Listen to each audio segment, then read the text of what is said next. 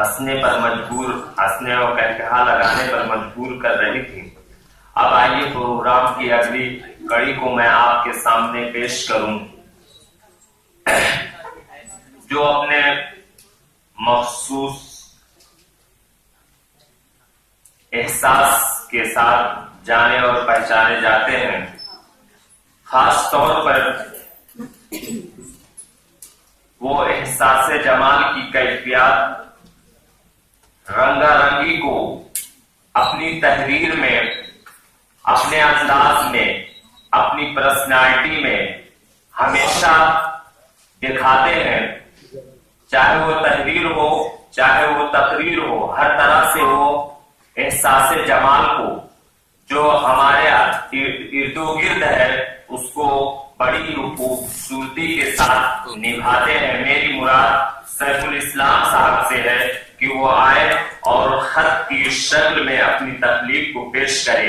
अब वो खत अपनी महबूबा के नाम लिखते हैं, या अपनी बहन के नाम लिखते हैं, या अपने वालिद के नाम लिखते हैं। जब वो खत जो है पेश करेंगे तो उसकी तहरीर और लबो लहजे से ये पता चलेगा कि वो किस तरह का खत लिख रहे हैं। मैं सिर्फ इतना कहूंगा कि यूं तस्वुर में तेरा चांद सा पैकर चमके, यूं तस्वुर में तेरा चांद सा पैकर चमके, चांदनी रात में जिस तरह समंदर चमके।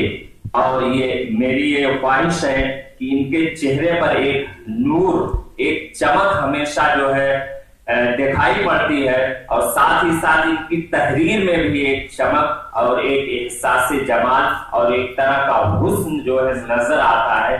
इसी के साथ मैं सैफुल इस्लाम साहब को दावत दे रहा हूं कि वो पोडियम पर आए और हम सभी को अपने एहसास जमाल की कैफियत से मामूर करें, लबरेज करें। बड़े ही अदब के साथ सैफुल इस्लाम साहब। खाना खा के आना पड़ेगा। असल में मैं कश्मकश में था, अभी मैं बैठा हुआ था। मैं सोच रहा था कि मैं अफसाना पढ़ूं या खत पढ़ूं। असल में जिसके लिए खत लिखा है तो दूर तक नजर ही नहीं आ रहे हैं, और जिनके लिए अफसाना है वो भी नजर नहीं आ रहा है।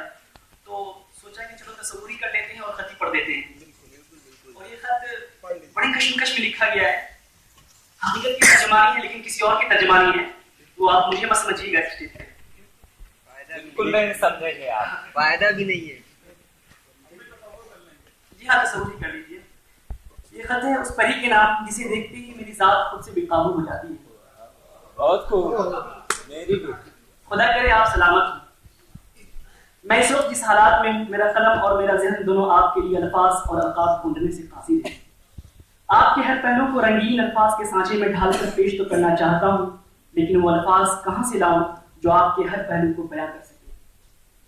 चाहता हूँ सौदा को फिर से ढूंढ लाऊं जो आपकी शान में ऐसा कसीदा कह जाए जो अब तक किसी दोशीज़ा के लिए न कहा गया हो। लेकिन फिर सोचता हूँ क्या सौदा भी आपके हुस्न का सही तर्जुमानी कर पाएगा। सिमरन जी, शायद आप मुझे नहीं जानते हो, लेकिन मैं आपके हर एक अदा का दीवाना हूँ। आपके चेहरे की मासूमियत का शैदाई हूँ, आपके लबों से नीले होठ का आशिक हूँ। हाँ सिमरन जी, आपने सही पढ़ा, मैंने वही लिखा है। सिमरन जी, मेरी मुलाकात आपसे एक ऐसी जगह हुई जहां आप बीमारी से जूझ रही थी। जब आप पे पहली नजर पड़ी तो मैंने हंसते आदत अपनी निगाह नीचे कर ली, लेकिन फिर पता नहीं एक अजीब कैफियत पैदा हो गई। आंखें खुद बखुद उठी और आपको देखती चली गई। लगने लगा शायद अब तक मेरी निगाह आप ही को ढूंढ रही थी, तभी तो अब तक दिल धड़का न था। लेकिन उसके बाद मेरी सूरत हाल आम लोगों से थोड़ी मुख्तलिफ थी। मैं कहीं भी लोगों की भीड़ देखता तो सिर्फ आपको तलाश करता। मैं आपके बारे में मालूम करना चाहता था, लेकिन किससे पूछता, क्या कहकर पूछता? क्या लोगों से कहता वो दुनिया की सबसे खूबसूरत लड़की है, वो भोली सी सूरत वाली है, मासूम मुस्कुराहट वाली है। लेकिन कौन मेरी नजर से आपको देखकर मुझे बताता। लेकिन दूसरी मर्तबा जब आपको नुमाइश में सादगी और शगुफ्तगी के साथ देखा तो मैं फिर अपनी निगाह नीचे न कर सका। मुझे लगा आप भी मेरी तरफ देख रही हैं और मुस्कुरा रही हैं। मैं आपसे पूछना चाहता था अब आप कैसी हैं, लेकिन कदम बढ़ाकर रुक जाता था। पाँव में पता नहीं कहां से लफ्जिश आ जाती थी और ज़बान में न जाने बंदिश कहां से आ जाती थी। अगर बेखौफ थी तो सिर्फ मेरी निगाह, जिसने मेरा पूरा साथ दिया और मैं आपको देखता ही रहा। सिमरन जी, दिन ब दिन दिल बेकाबू होता रहा। इस दरमियान कई बार आपके सामने आया, आपकी निगाह से कई बार मेरी निगाह ने बात करने की कोशिश की, लेकिन कमबख्त ज़बान न खुल सकी और आपसे हम कलाम ना हो सका। सिमरन जी, मैं उन लोगों में से नहीं हूं जो जबरदस्ती किसी के दिल पे हुक्मरानी करना चाहता हूं। मैं तो सिर्फ ये चाहता हूं और ये जानता हूं कि जब मेरा दिल खुद के काबू में नहीं तो फिर दूसरों को मैं कैसे मजबूर करूं कि वो मुझे भी मेरी तरह चाहे। कहते हैं चाहत तो उसका नाम है कि आप जिसे चाहते हो उसे हर हाल में मुश्किल हो, तो फिर मैं कैसे आपको मजबूर कर सकता हूँ। हाँ, लेकिन इस कमबख्त दिल को तो रोक नहीं सकता ना, जो बेपनाह आपको चाहता है। पिछले कई दिनों से मेरी अजीब हालत है, दिल परेशान है, निगाहें सिर्फ एक दीदार को तरस रही है।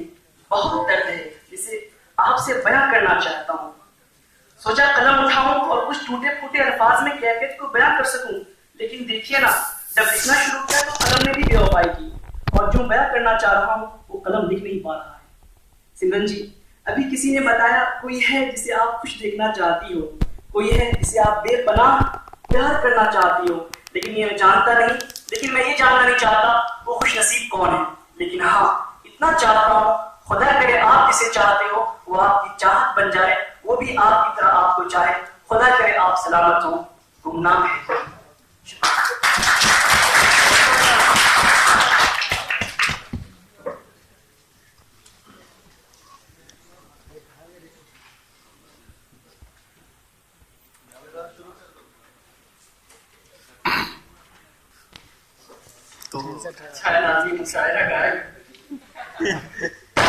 वैसे भी आज करूंगा नाम। हमारे वहाँ एक सिद्दीक है, उनको अक्सर लोग झुकाऊ सिद्दीक कहते हैं। अजीब तस्वीर। और मोहतरमा फरीदा साहिबा का इससे पहले टाइटल दिया गया था फर्स्ट ईयर में, उनके फेयरवेल में हवा का झोंका। अब दूसरा जो उनको दिया गया है, जो उनकी शख्सियत के अक्कास है, बिल्कुल बहुत ही उम्दा है। फिरोज भाई ने ये उसकी निशानदेही की थी और उन्होंने कहा था कि उनकी पूरी जात ही सरापा इंशाइया है। बहरकैफ, आज मैं अफसाना खानी करने जा रहा हूँ। मेरे अफसाने का उन्वान है, ये ख्वाजा अहमद अब्बास साहब का अफसाना है, अबाबिल। पहली कोशिश है, अबाबिल। उसका नाम तो रहीम खान था, मगर उस जैसा जालिम ही शायद ही कोई हो। गांव उसके नाम से कांपता था, न आदमी पर तरस खाए न जानवर पर। एक दिन रामू लोहार के बच्चे ने उसके बैल की दुम में कांटे बांध दिए थे, तो मारते मारते उसको अधमुआ कर दिया।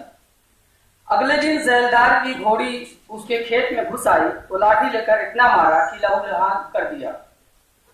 लोग कहते थे कि कमबख्त को खुदा का खौफ भी तो नहीं है। मासूम बच्चों और बेखौफ जबान जानवरों तक को माफ नहीं करता। ये जरूर जहन्नम में जलेगा, मगर ये सब उसकी पीठ के पीछे कहा जाता था। सामने किसी की हिम्मत जबान हिलाने की न होती थी। एक दिन बिंदु की जो शामत आई तो उसने कह दिया, अरे भाई रहीम खां, तू क्यों बच्चों को मारता है? बस उस गरीब की वो दुर्गत बनाई कि उस दिन से लोगों ने बात भी करनी छोड़ दी कि मालूम नहीं किस बात पर बिगड़ पड़े। बास का ख्याल था कि उसका दिमाग खराब हो गया है, उसको पागल खाने भेजना चाहिए। कोई कहता था कि अब के किसी को मारे तो थाने में रपट लिखवा दो, मगर किसकी मजाल थी कि उसके खिलाफ गवाही देकर उससे दुश्मनी मोल लेता। गांव भर ने उससे बात करनी छोड़ दी, मगर उस पर कोई असर न हुआ। सुबह सवेरे वो हल कांधे पर धरे अपने खेत की तरफ जाता दिखाई देता था। रास्ते में किसी से न बोलता, खेत में जाकर बैलों से आदमियों की तरह बातें करता। उसने दोनों के नाम रखे हुए थे, एक को कहता था नथु, दूसरे को छद्दू। हल चलाते हुए बोलता जाता, क्यों बे नथु, तू सीधा नहीं चलता? ये खेत आज तेरा बाप पूरा करेगा। और अबे छद्दू, तेरी भी शामत आई है क्या? और फिर उन गरीबों की शामत आ ही जाती। सूत की रस्सी की मार दोनों बैलों की कमर पर जख्म पड़ गए थे।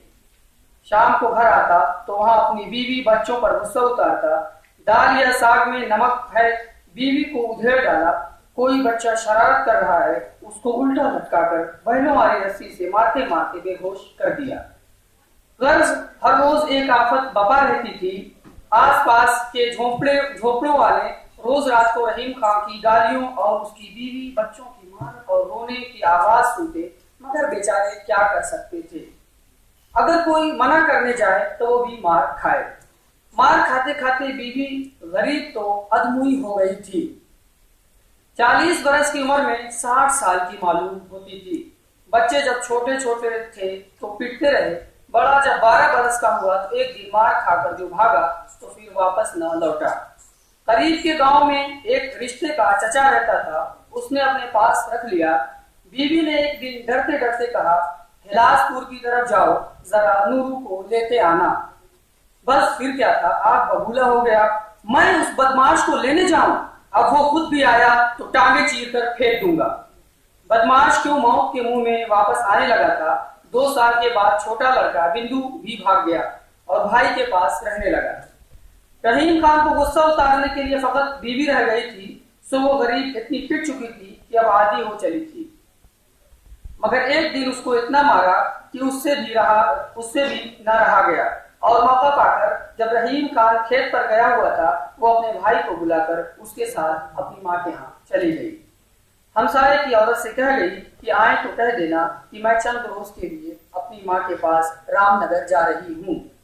शाम को रहीम खान बैलों को लिए वापस आया तो पड़ोसन ने डरते डरते बताया कि उसकी बीवी अपनी माँ के यहाँ चंद रोज के लिए गई है। रहीम खान ने खिलाफ मामूल खामोशी से बात सुनी और बैल बांधने चला गया। उसको यकीन था कि उसकी बीवी अब कभी नहीं आएगी। इहाते में बैल बांधकर झोपड़े के अंदर गया तो एक बिल्ली म्याऊं म्याऊं कर रही थी। कोई और नजर न आया तो उसकी ही दुम पकड़कर दरवाजे से बाहर फेंक दिया। चूल्हे को जाकर देखा तो ठंडा पड़ा हुआ था। आग जलाकर रोटी कौन डालता, बगैर कुछ खाए पिए ही सो रहा। अगले दिन रहीम खान जब सोकर उठा तो